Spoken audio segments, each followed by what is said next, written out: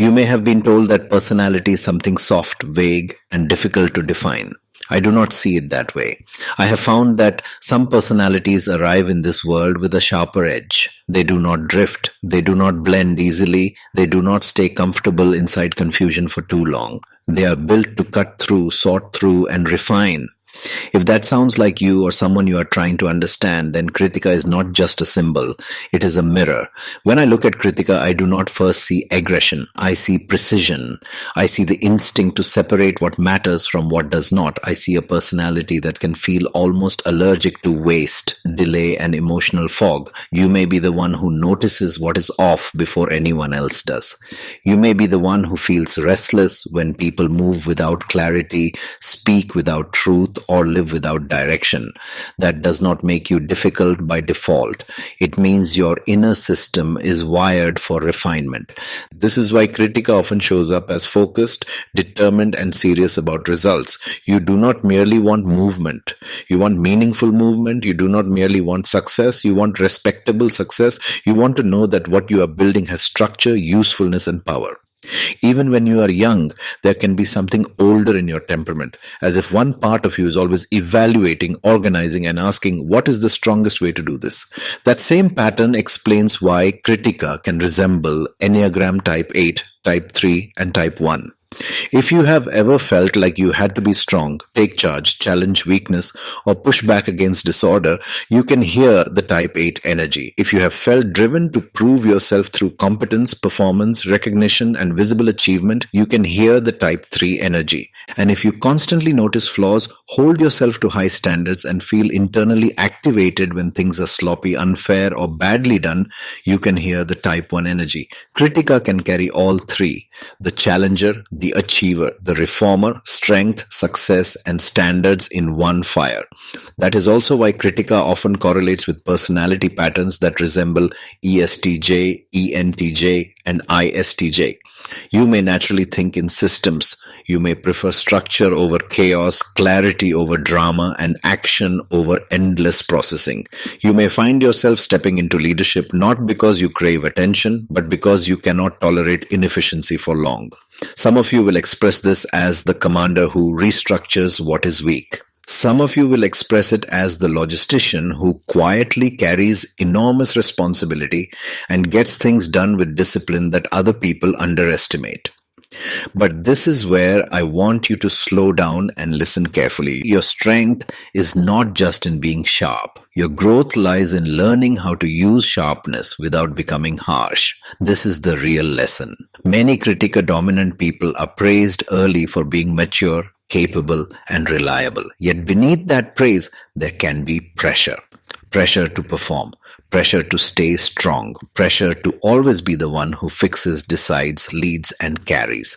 Over time, that can turn into rigidity, emotional guardedness, workaholism, burnout, or a habit of judging yourself and others too quickly. So if you are hearing yourself in this, understand me clearly. Your gift is precision, but your healing is balance. Now let me make this practical. When Krittika falls in the first house, you often carry the energy in your identity. People feel your intensity quickly. You may seem direct, proud, self-defining, and hard to ignore. If it falls in the second house, the sharpness enters speech, values, food, and money. Your words may become exact, persuasive, or cutting. In the third house, communication becomes bold and strategic. In the fourth, the home may become disciplined, demanding, or emotionally structured. In the fifth, love, creativity, and self-expression become selective and high standard. In the sixth, this fire can become incredibly effective in service, medicine, law, competition, and crisis handling. In the seventh, relationships become a place where strength, standards, and control issues get tested. In the eighth, the personality gains power to handle transformation, secrets, healing, and emotional intensity. In the ninth, beliefs become strong, principled, and sometimes rigid. In the 10th, career ambition becomes visible and leadership becomes almost unavoidable. In the 11th, networks become strategic. In the 12th, the fire turns inward and can become spiritual discipline, inner purification, or hidden exhaustion. Think about what happens when specific planets sit in Krittika. If your moon is here, your emotional world may be stronger than softer. You may love through protection, standards, and practical care more than sentimental expression. If Mercury is here, your mind can become sharp, organized, and brutally clear. You may speak with precision, critique with confidence, and think in terms of strategy.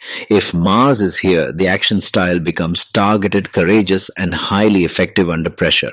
If Venus is here, love becomes selective. You do not easily give your heart to what feels weak, vague, or unrefined. If your ascendant is here, Krittika becomes your visible way of moving through life. People may experience you as capable, commanding, serious, and difficult to fool. If Rahu is here, the hunger for power, recognition, strength, or excellence can become amplified. If Ketu is here, the same fire may turn inward, making you detached, deeply discerning, and sometimes severe with yourself. Let me give you a few living examples so you can feel this more clearly. Imagine someone with moon in Krittika in the 10th house. That person may feel emotionally safe only when productive, respected, and in control of their direction. Imagine Mercury in Krittika in the 2nd house. Their voice may command attention. They may be persuasive, strategic, and excellent in advising law, education, or business. But they may also need to learn softness in delivery.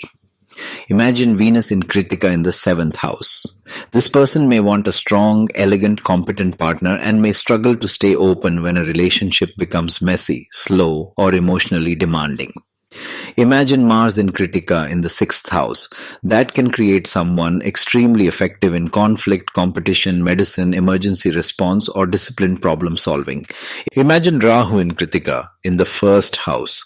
Now you may see a person obsessed with becoming sharper, stronger, more respected, more undeniable.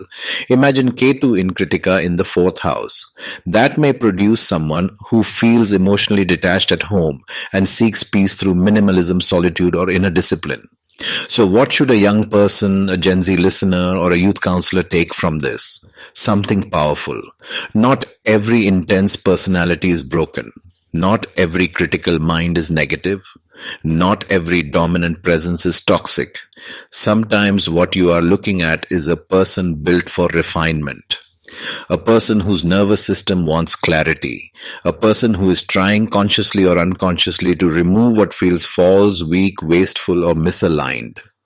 The task is not to shame that fire. The task is to train it. If you are young and you carry this pattern, learn the difference between standards and contempt. Learn the difference between discipline and emotional shutdown. Learn the difference between ambition and self-erasure. You do not need to become softer by becoming weaker. You need to become wiser in how you use your strength.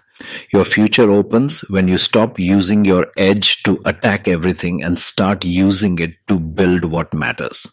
And if you are a counselor, coach, or mentor listening to this, do not misread every Krittika dominant person as merely angry, cold, or controlling. Often there is deep sincerity under that intensity. Often there is a genuine desire to improve life, protect what matters, and create something worthy. But because these individuals often mature early, others forget that they too need emotional permission, flexibility, and rest. They need guidance in how to hold excellence without turning it into inner punishment. This is the deeper beauty of Krittika. It is not just the fire that burns, it is the fire that purifies. It cooks what is raw. It shapes what is unformed. It exposes what is weak so it can become stronger. If this energy is unconscious, it becomes criticism, burnout, pride, and pressure. But if it becomes conscious, it becomes mastery, leadership, integrity, and transformative presence. So I want you to ask yourself honestly, where in your life are you being called to refine, not just react? Where are you being asked to lead, not just control? Where are you meant to become excellent, not just exhausted, matter? And when you understand that wiring, you stop fighting yourself blindly. You stop mislabeling your intensity. You stop apologizing for your depth. You begin to work with your design instead of against it. That is where confidence becomes grounded. That is where relationships become clearer. That is where career direction becomes more precise. That is where self-awareness starts turning into power. If this reading felt uncomfortably accurate, there is a reason. You may be seeing your deeper pattern more clearly than ever before. And if you want to go beyond surface traits, beyond generic personality labels, and into the real architecture of who you are, this is exactly the kind of work I do. Reach out to me for a deep personality reading and let us decode your patterns, your strengths, your blind spots, and the path that is trying to emerge through you. You do not need more confusion. You need precise insight. And sometimes one deep reading can change the way you see your entire life.